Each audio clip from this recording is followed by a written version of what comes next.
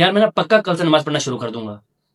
यार मेरे 1 महीने का बिजनेस का काम और है, इसके बाद मैं जरूर अल्लाह की दीन की तरफ आऊंगा और मैं दिन की किताबें पढ़ना शुरू कर दूंगा। यही है हीले बहाने हमारे।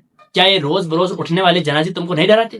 क्या तुम नहीं देखते कि पिछली रमजान और पिछली ईद जिन अपनों के साथ हमने गुजारी थी, या जो दोस्त हमारे साथ उस वक्त मौजूद थे, वो इस ईद और इस रमजान हमारे पास नहीं मौजूद थे। मैं आपसे बस एक ही रिक्वेस्ट करूंगा कि इस वीडियो को है ना मुकम्मल देख लेना प्लीज।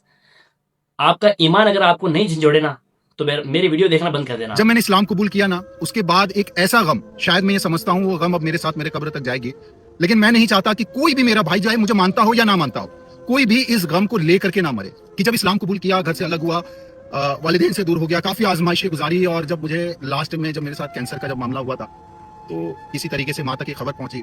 माँ छुप छुपा करके आई मिलने के लिए, कई सारी चीजें हुई, और अल्हम्दुलिल्लाह जैसी खिदमत हो सकी, क्योंकि उस वक्त मैं ऐसी पोजीशन पे नहीं था कि ना मैं माँ की खिदमत कर सकूं, क्योंकि मैं खुद एक माजूर था और माली एतबार से भी बहुत कमजोर था।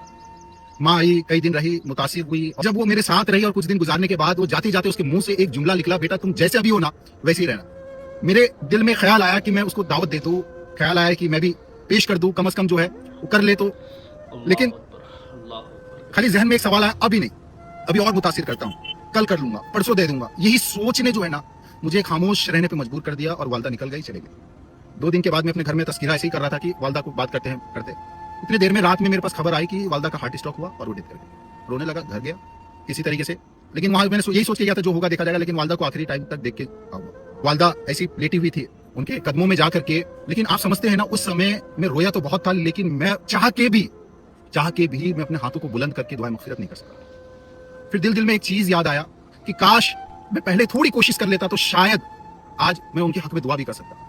मैं नहीं चाहता कोई इस बोझ से कब्र में जाए। ईद गुजरते ही आज जिस तरह हमारी मस्जिदें वीरान हो गई है, आज ईद गुजरते ही जैसे ही इबादतों का शौक खत्म होते जा रहा है, खुदारा कहीं ऐसा ना हो कि मरने के बाद हम वो गम लेके जाए। काश हमारे पास चंद मोहलत होती तो हम थोड़ी कोशिश कर लेते, काश थोड़ा सा वक्त मिल जाता तो हम इबादतें कर लेते, अपने रब को राजी कर लेते। खुदारा अपनी जिंदगी में सुन्नत को, अपनी जिंदगी में अल्लाह के हुक्म को बजा लाने की कोशिश करो, क्योंकि यही 2 चीजें हैं जो हमारे कब्र में निजात का जरिया बनेगी, वरना खसारे और हाई हाथा के अलावा कुछ नहीं होगा। अफसोस का मकाम है कि आज हमारी मस्जिदें फिर वीरान हो गई।